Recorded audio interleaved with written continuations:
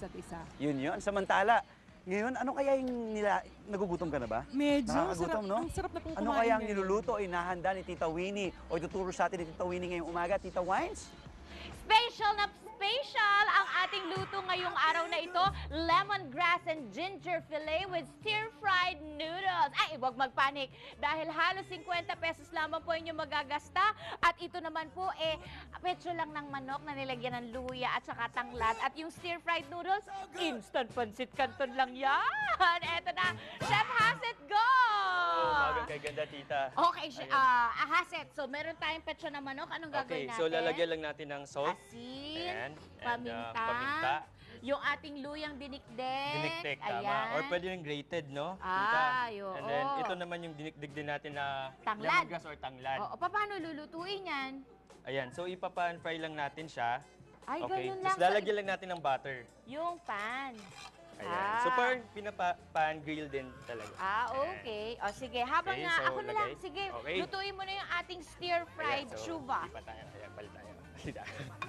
Okay, so gigisahin lang natin yung ating noodles, no? So, unahin lang natin yung lagyan din ng konting butter. Okay. Butter. And then yung toge natin or bean sprouts, no? Okay. Okay. So, babatiin ko lang po pala yung mama ko. Ay, Birthday hello, niya tuloy. Mama. Happy birthday, Ma. birthday. I love you po. Ayan. Ayan. Actually, napakadali lang nito, Haset, di ba? Sobrang dali lang.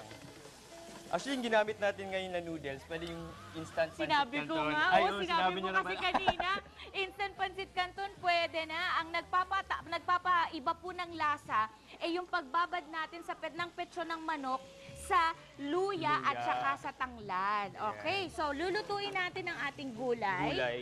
At Tapos ito-toss lang natin siya dito sa ating pancit canton. ayun, tapos ready na. Naku, Ready maraming na. salamat sa iyo, Haset.